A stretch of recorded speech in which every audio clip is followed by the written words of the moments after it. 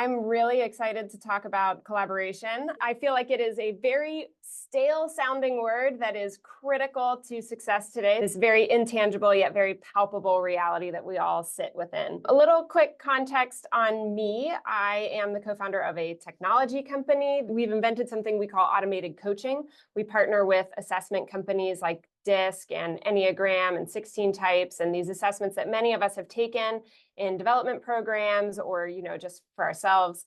And we turn all the data behind that into automated coaching tips that arrive in the tools that people work in every day. So we'll read your calendar and Slack you or Microsoft Teams message you tips on the people you're going to meet with, for example. Why I'm really excited to be here with the Learning Guild is because we've actually recently been ranked by our customers as the top learning tool inside their company. And that is fascinating to me because we did not set out to start a learning tool. And I actually have not thought of what we've built as a learning tool until getting that feedback from our customers. And so I think that gives us a pretty interesting perspective on technology and how technology impacts the learning experience. We're going to talk about that a little bit more at the end, and also have a free downloadable for everybody that you can access that takes our almost decade of learning of talking with talent development leaders, learning designers, and turning that into really what we've built here in our technology. But until then, I just want to start out with a fun, not so fun, actually, it's a pretty sad story about a guy named Ron Johnson. So he was an executive at Target. He was recruited by Apple to start up their retail experience. And I'm sure we've all been to an Apple store, or heard of Apple stores if we've never been to one. And it just has this aura around it of cool. They've got their Genius bars. They've got, like really amazing atmosphere that's created, and it's constantly, crowded with people. And all of that was under the leadership of Ron Johnson. He invented that, and his team invented that, and he led them there. And it was so wildly successful that in 2012, the sales per square footage of Apple was twice as much as the sales per square footage of the second highest selling retailer, which at that time was Tiffany & Co., which is pretty expensive, square footage cost of their goods. So it was a wild, major success story. And then Ron Johnson left Apple and went to JCPenney, which was declining a little bit, and he was going to turn it around. And he fired most of the executive staff, brought in some new blood, and totally, I don't know if you all remember the day where JCPenney got rid of all coupons and said, we're going to be honest and straightforward, and we're not going to mark things up just to give you a coupon to mark it down and trick you. You're smarter than that. They did this great big campaign. That was all under the leadership of Ron Johnson. And they had a 32% year-over-year retail sale decrease, which was at the time dubbed as the worst year-over-year decrease in industry history in the retail space. So it went from being, he had this great success that he tried to implement at the next store, and it just bombed. And within a year and a half, he was let go. It was just this huge success to failure. And when, all the media dug into it, they talked about how he lived in California, but flew into the headquarters in Texas on his private jet. 9 of his executives did the same thing. They did not listen to the existing customer base. They didn't listen to the existing employees. All the institutional knowledge was gone from the decision makers, and there was this huge disconnect. And I think that is such a great example of why collaboration matters today. And that's obviously an epic story. But it happens in every single Zoom meeting, Microsoft Teams meeting, breakout room that we have day after day inside of our companies, thousands of times over. These conversations are happening where we're either collaborating and building value, or we're disconnected from each other and we are losing value. So to start us off, what we'll cover today is macro trends that have made collaboration the key to success and value creation today, and yet why it's harder than ever. Then we'll talk about trends we have seen in the thousands of companies we've worked with on what creates that winning culture where collaboration really can thrive. What are the characteristics of the organizations as well as inside the cultures and the people? And what does conflict play into collaboration? Conflict is not fun. And there's many different views on it. And so we've got a pretty interesting perspective on how that plays into collaboration. And then, of course, technology is it's here, it's growing, it's such a thing. How does that actually play into our ability to collaborate and to scale high quality collaboration that is not just, more Zoom meetings and more brain drain, really, that a lot of people are complaining about with technology? How can technology actually help us to work better together?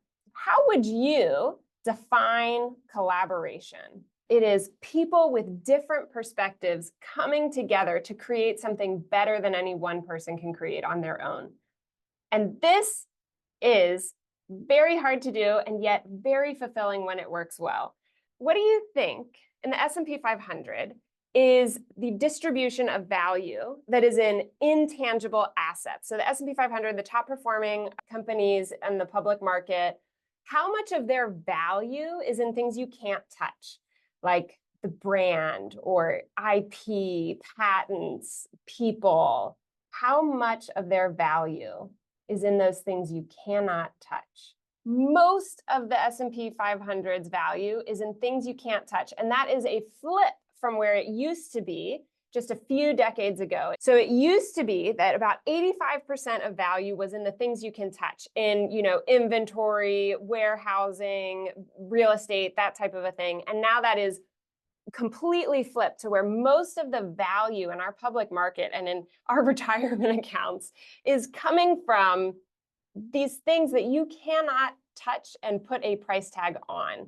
And that, I think, is the underline to why collaboration is key. It is about how do we take these people and the knowledge in their heads and bring these diverse perspectives together, like you said, in teamwork and in, different people coming together to work together. How do we do that today, especially given some of the macro trends that we're all facing, which I'll cover now? We have 5 generations in the workforce, and everybody likes to joke about how, like the old folks and the young folks, and they don't see things the same. Actually, some recent data coming out is saying that there's now, the generation under Gen Z is also starting to enter the workforce. So we're approaching 6 generations in the workforce, which is much more than historical because, longer life expectancy, people are working later and into their life.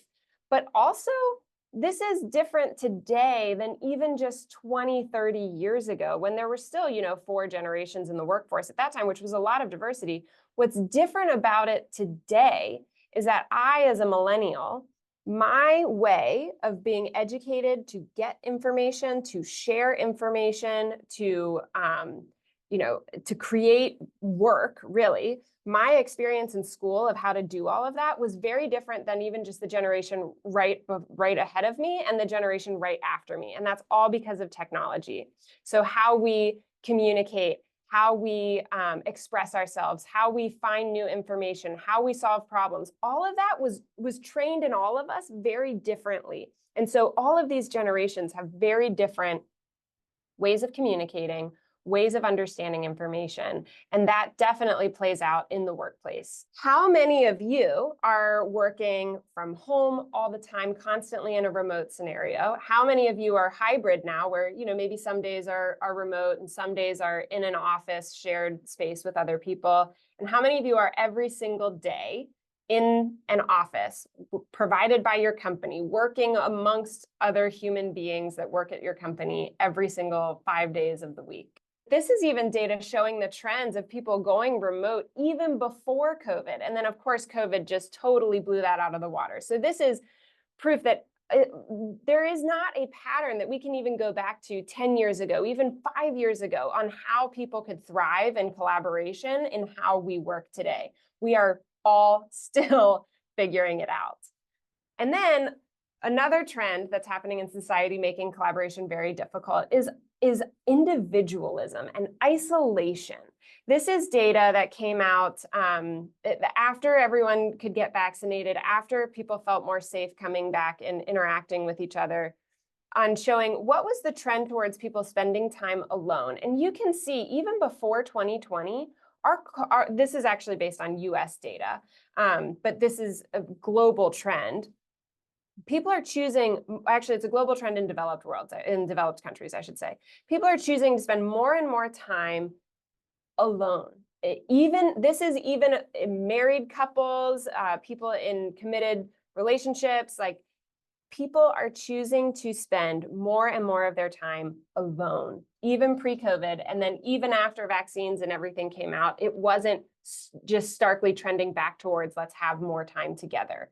So I think that is, of course, playing out in the workplace. We are swimming in a culture where people are spending less and less time hearing different perspectives and discussing them with other humans. We're definitely consuming information, but the information we're consuming more and more is driven by algorithms that just reinforce what we believe, rather than present to us a perspective that maybe we've just never even heard of, much less one that we disagree with, and reasons behind that argument. And then this is, of course, showing in political divisiveness. So a fascinating study was done a few years ago by some folks at Harvard, where they took the US Census data, and then they took the voter registration data, and they heat mapped where are people from different political parties living within the same neighborhood. And what they found is that Democrats and Republicans live in such partisan levels of segregation that exceed what scholars of racial segregation consider highly segregated, which means if you're a Democrat, you're less likely to be neighbors with a Republican. You're less likely to even see a Republican in your neighborhood than in the Jim Crow days of seeing someone of the different skin color. So high segregation of belief systems. And this is just obviously on political data, but I'm sure we all see this playing out in so many different ways in our neighborhoods, in our communities, in our life outside of work as well. So how then does that impact our ability at work to hold different perspectives from different people and bring them together to a new solution? Of course, we can't talk about macro trends changing the way we work without talking about technology and AI. So how many of your organizations have a policy on AI? Are you in the phase where your organization is saying, hey, let's test it, we're just going to try some new things? Are you in the place where your organization is saying, we've established key ways we're already working with AI, it's ingrained in our workflows? Are you actually encouraged not to use it because your legal team is trying to figure out how can we use this as an organization? Or has your organization really come out and said, just don't touch it? It's dangerous. We don't know, with changing compliance, like who knows what the source of this information is in these LLMs, just stay away from it. Or do you just really have no idea because it's so complicated? You're not really sure where your organization stands. There are so many changes coming at us. AI is the easiest one to point at right now, but there are so many new technologies coming out all the time that impact the way that we work. And organizations are just trying to figure out how to respond to it. And the pace of change far exceeds what was happening even 10 years ago. And at that point, it really far exceeded what was happening 10 years prior to that. We are in, this is what became an overused word in COVID, but we are in unprecedented times when it comes to technology impacting the way that we work together at work. And so as we are talking about the ways that we collaborate, obviously you can think of tools like Teams and Slack, and with hybrid work, you can think of email, you can think of all the different ways that people even have their own ways of working, where you have, like, this person needs to be texted, this one needs to be called. And then also just how are we actually communicating face-to-face versus sharing information? Now there's too much information shared. Now there's not enough information shared in the right places. Now we're missing things. All of this impacts the way that we can actually collaborate with each other. And it creates so much noise that makes it hard to prioritize. It makes it hard to actually have real transparency. It's just challenging and straining the way that we can work together as humans. All right. That brings us through the macro trends of what is straining us as a society. And I'm sure at this point, all of you are saying, but what does academia have to say about this? You may or may not be asking that. I personally think it's fascinating that there is a theory inside of academia that talks about socio-technical theory, talks about how technology changes and how humans are changing. And for most of history, it was, lockstep. And then you get, like the Industrial Revolution, you get these changes more and more. I remember actually, I've read this fascinating book on philosophy that was written in the 1960s.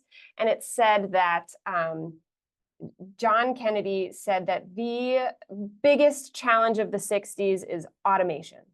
And it felt like if you had just replaced the word automation with AI, it would have been written about today, where politics and the organizations were all struggling with how are we going to adjust to the change of technology. And that was written in the 60s. And today, it is just vastly growing faster and faster than humans can. So again, everyone is talking about how do we keep up as humans with all this change that's happening around us? And of course, that affects how we can collaborate at work.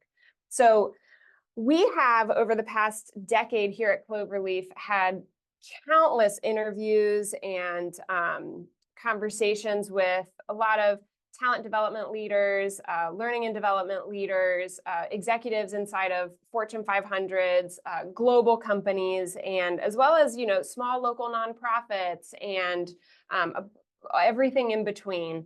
And we've started to pick up on what are the trends inside of some of these organizations that are already winning at collaboration, which, by the way, is not like something that you can check the list on and say, we're there, we've arrived. It is a constant daily reality that you have to feed and you have to breathe into it. It's almost like spirituality or like just how technology is changing so fast. People are constantly changing. Their life situations are constantly changing. So we have to constantly be keeping tabs on our culture and keeping tabs on how these things are playing out so that we can know where we invested a year ago, are we still there today? And the organizations that are really winning in this, these are the things that we have seen from them. I'm first going to cover organizational philosophies, things that they believe that then plays out in their policies, like their comp policies and their performance management policies. And then I'm going to talk about more the individual personal beliefs that every single person in the organization seems to hold and impact inside the organization. All right, so what are the organizational philosophies that we've seen inside these organizations where people can bring their diverse perspectives and that changes their market trajectory? That changes the solution that they bring to market and the market competitiveness that they have. These organizations have stopped focusing on finding that needle in the haystack, talking about individual talent. And it's fascinating. In the book, we talk about how when you look at the NBA, in basketball, there's this belief of, if we just recruit the star player, then we're going to be a winning team. But what always ends up happening is you take who was a star player in a different team and you put them onto your team, and they always have a slump. They always actually lose points for a while, right? And they're not as productive or as successful as they were on their previous team. And that's because it's the collective reality, it's the collaboration, it's the team, it's the relationships that actually play into any player's success, whether that is who's passing the ball to who, or whether that is inside of an organization, who's on the executive team, who's the intern for the semester. All of those things change the people dynamics. And when you focus on just one individual player, or you hope that just one new key hire is going to make the difference, yes, those people, of course, play an important role. However, it is how they collaborate that really makes the impact. So this impacts recruiting philosophies. This impacts performance management systems, which really gets into the second thing that we've observed, which is this philosophy that every single person has value. What's tricky is usually when somebody gets put on a development plan or a performance plan, like I'm sure you have all experienced this either inside your organizations or heard this from friends out in different organizations, that if somebody gets put on a PIP, it's just like timeline to getting fired. And things start to get full of conflict and confusing, and personal feelings get put on the line. because it starts to become about, I'm not valuable, or you're not good, or, that type of a thing, when really these should all be conversations about fit.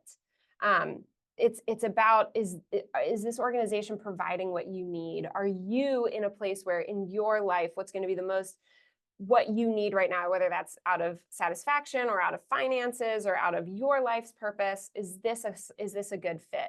And the organizations that have that approach to performance management, that every single person has value and it may or may just not be the right fit right now, they're the ones who can have those open conversations about job crafting, or about they have more mobility inside of their organizations. If they're larger organizations, they have more tenure, actually, and they have people rise faster, and they have people stay longer and stay loyal to the organization, that even if they leave, they still are loyal to the organization, as opposed to that old, unfortunate, and actually still very present reality of people, of that turning into conflict, where people don't feel valued, or people are viewed as less than valuable.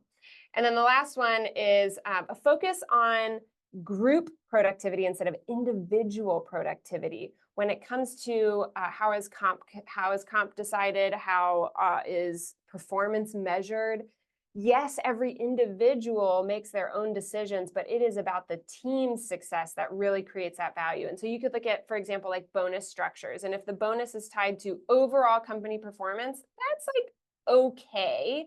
It depends on the size of the organization. If your organization has a couple thousand people, often that actually just leads to people feeling like they have no control over that. If your bonus is just tied to you as an individual, well then, it becomes a bit of a dog eat dog culture, and I'm just going to, do the thing that's going to get me success, whether or not that's long-term success. But when you have it tied to how the team or the department performs, something that people know they have ability to impact, but also it encourages them collaborating and working together, that has really been an organizational philosophy that has driven better collaboration, where people are providing different perspectives and bringing value to the market.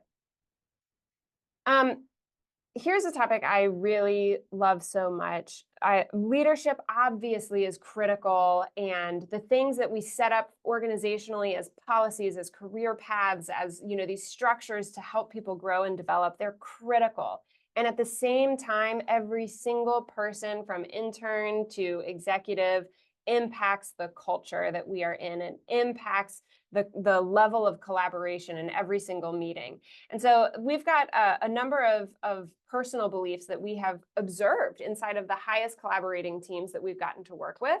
And this also has impacted, how we've built our product that is a very successful learning tool for people. And so it should impact how all of us think about developing learning opportunities for people. The first one is diversity. People who value diversity. And of course, this is a hot topic in the media, and DE&I becoming really elevated, but now experiencing a lot of backlash. Of course, that all topics around diversity there are really, really important.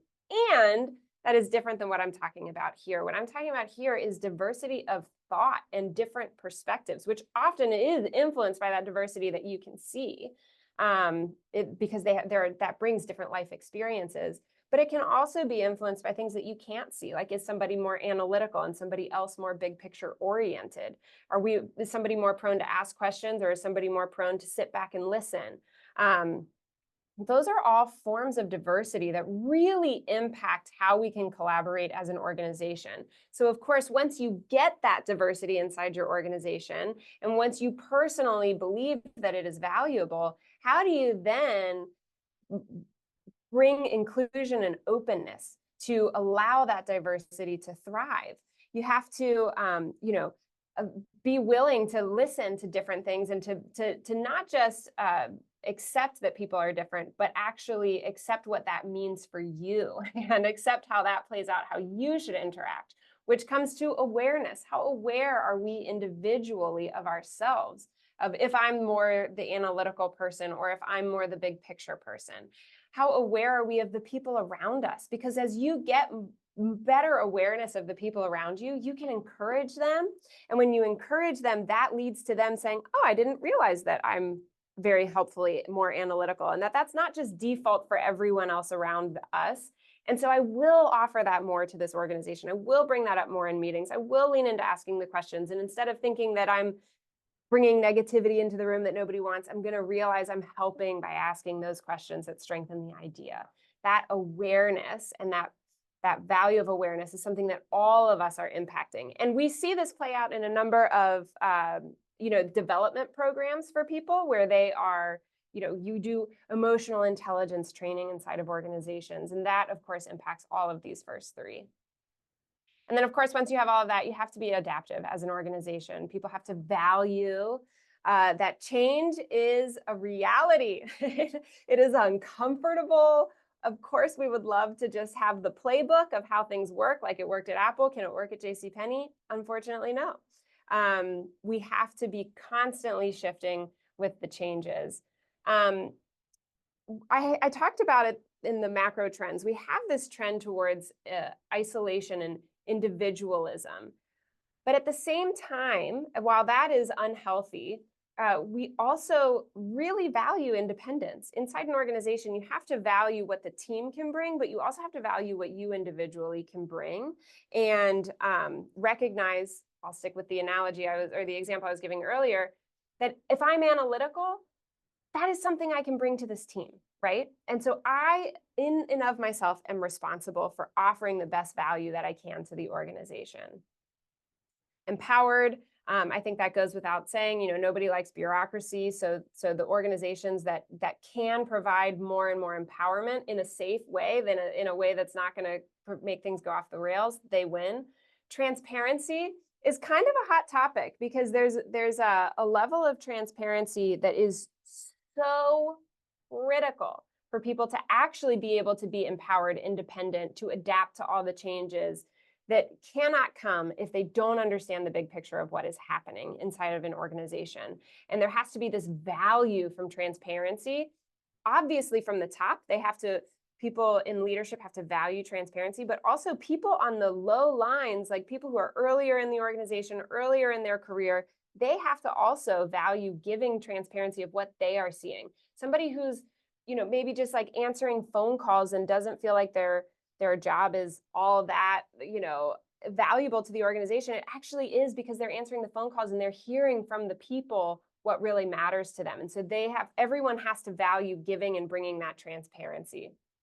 And then finally, people who believe it is worth investing being empathetic and emotionally supportive. And I know that, collaboration sounds like a sterile word. We're here talking about scaling organization-wide. This seems kind of like a structural type of a conversation where we're talking about macro trends, but it all comes down to humans being human and seeing each other as human, from the leadership team, executive meetings, board meetings, all the way down to every other level inside the organization. We are all human. And the more that we can be empathetic to each other's perspective, each other's personal situation, each other's professional needs. We have competing goals inside of organizations. The more we can be empathetic to that and want success collectively and for each other, the more that we are going to win as organizations. And we have seen this play out over and over and over, from, like I said,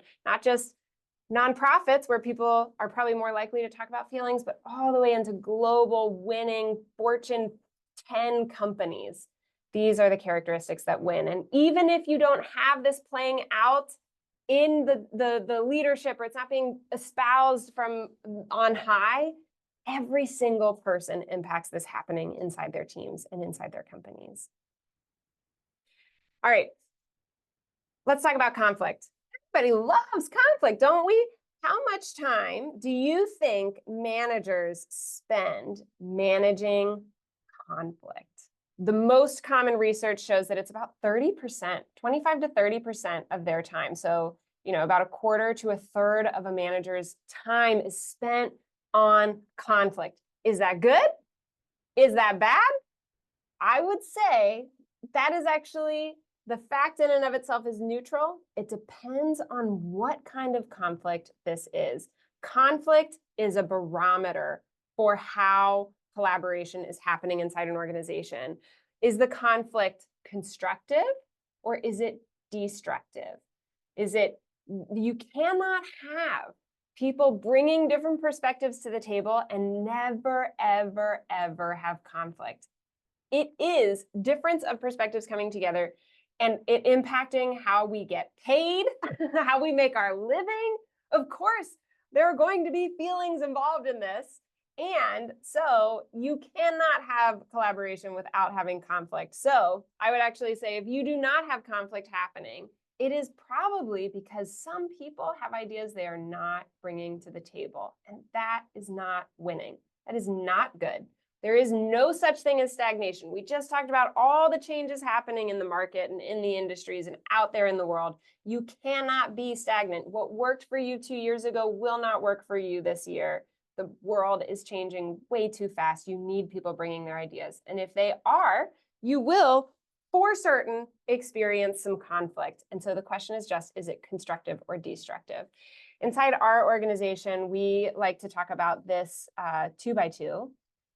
Most people I have observed in the companies that we work with, and I love, love, love, love, love doing customer interviews with just everyday people, whether they're first-time managers, whether they're individual contributors, or they're executive leaders. I love interviewing people about their human experience at work. And a lot of it comes down to conflict. And what I have picked up on is most people are afraid of conflict because they think it means that I am being so highly challenging of who you are as a person, and I am not accepting who you are as a person. I am not, and it might be that I'm afraid that's what you think.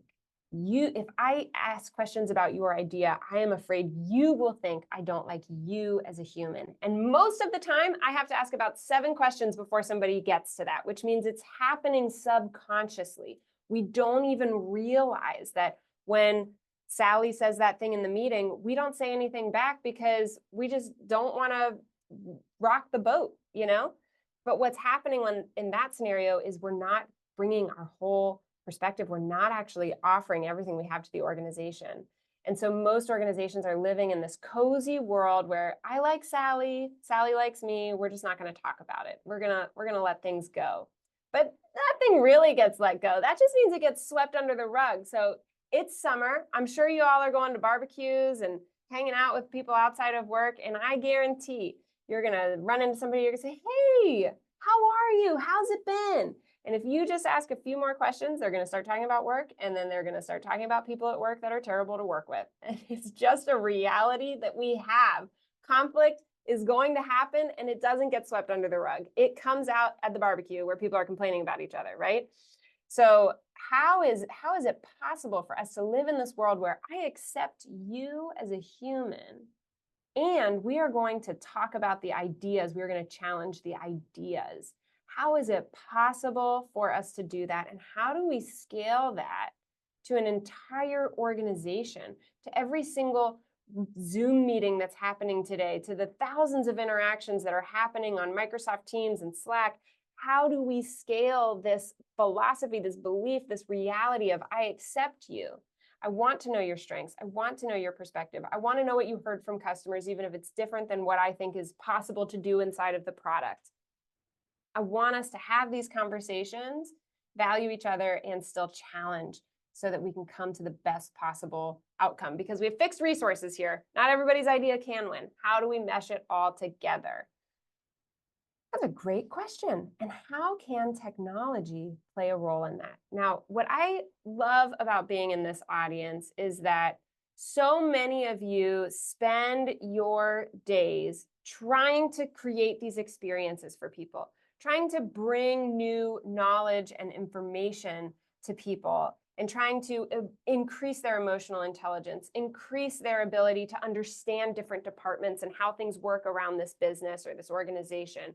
You try to help people learn and have all of these experiences. And yet I am guessing that you hit a ton of resistance in trying to actually bring these personal beliefs, scale these philosophies inside an organization, help people have this constructive conflict with each other, because there's probably so much friction towards the programs you offer. So what are the things that you hear that are hurdles to you getting more learning opportunities, getting more development opportunities to people inside your organizations? Most people say they are too busy for our learning opportunities. We hear that all the time. Low engagement and digital opportunities. What's so encouraging is that most of you do not have the problem of a lack of executive buy-in. That is phenomenal that executives are bought into wanting to develop people. And it's also phenomenal that most of you do not have the problem of budget. We hear those as common issues, and I'm so happy for you all that you don't have those issues. But really, by and far, the problem here for you folks is time. And second up to that is frontline leaders engaging in people's growth. So I'm sure you all are probably familiar with what's called the forgetting curve, the Ebbinghaus forgetting curve. We like to call it the backseat effect, where you have a training, you have an assessment, you get a 40-page report of your assessment, you have a debrief, you have some sort of an opportunity to learn new information, and within minutes, you actually start to forget over 20% of it, over a quarter of it, and then, from there, a few days later, you really only remember maybe like 2 great epiphanies out of it, but you forget 99% of the information. And this has been studied over and over and over again. People just can't retain everything. And this comes down to the difference between learning and development. Learning is getting the information, it's absorbing new knowledge. Development is applying it. So how are we helping people to apply all these great learnings that we are pouring ourselves into creating for them, that are going to help them value diversity? They're going to help them see diverse perspectives. They're going to help them have higher emotional intelligence. Technology can help in ways like never before in that. And this also is so good for the fact that most people, you said most of your people are saying, I just don't have time for this. And what's interesting is most people think of development opportunities as something that's going to pull us away from productivity. So over here, we have all these challenges of I have to hit my tasks, we have to raise our revenue, I'm held to performance management standards, I have to go be productive. I don't have time to stop that to go and develop. And development leaders are going to say, well, you're not stopping it. You're sharpening your saw. You're not slowing down. This is going to help you speed up. But people just feel like it's making me stop doing the things I need to get done today. And this is just stressful. This is just a burden on me. So how can technology be used to help come to people? And instead of this feeling like two poles on opposing each other, how can we turn it into a 2x2? Instead of people feeling like the only way I can be productive is if I don't develop myself, and the only way I can develop myself is if I get behind on my task list. How can we provide more and more opportunities up here where people are developing as they are working, where that learning is being reinforced to them as they are working? And I wish I had more time to cover that with you, and all of the ways that we have learned work for that. But I have something even better, which is something you can take with you. At this QR code, you will get a free downloadable. You don't have to give us any more information. You can just go and get this ebook totally for free. And this ebook covers all the ways that we have learned that technology really helps impact this for people. And like I said at the beginning, we set out to start a technology company that is going to help people work better together. And we did not realize that it was going to impact the learning industry, because it came out of my experience as a leader where I had so much conflict on my team. I did not understand how to lead these people well, but I loved Myers-Briggs and StrengthsFinder. And I knew there was a way that information could help all of my people. I just didn't know the information, and I didn't have time to go take trainings on it. I didn't have money to go take trainings on it. And so, we built a technology company around that. A couple of the pillars that we have learned is that what really obviously is going to be the most helpful for people with learning experiences is getting it into the flow of work for them. So what are the things that are hindering collaboration that are going to help improve and increase collaboration inside of our organization? And how do we get those that information to people where they're already working. They don't have to pause and go open a new tab. How do we just get it right to them where they're working? They don't have to pause and go to a workshop. And now, granted, I think that sometimes a workshop is the absolute best thing that you can do for people. So I'm not saying don't do them. I'm saying most of the time when people are too busy or you just don't have the resources to provide that for everyone in an organization, what are the ways you can make bite-sized information and take it into the flow of work?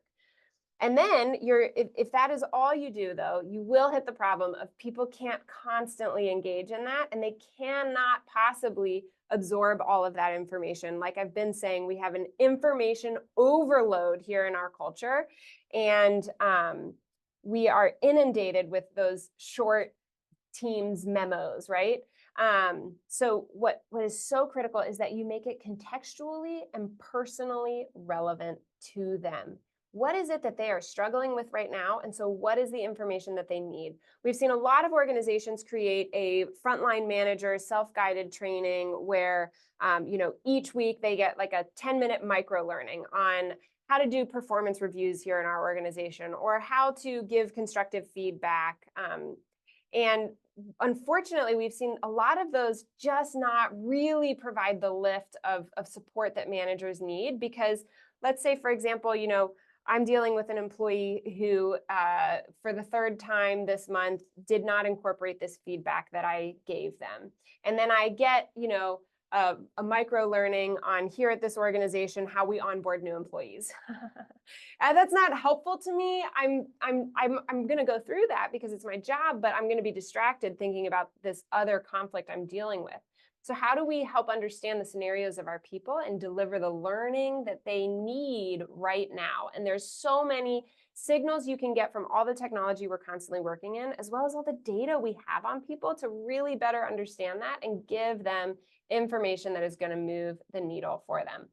And then there's a bunch of other really great practical, tactical tips for you in this ebook on how you can use technology to truly overcome the problem of people are just too busy to develop. They're just too busy to learn and grow. And therefore, we are not developing as an organization. And therefore, we continue to not be able to hit the collaboration that we need as an organization.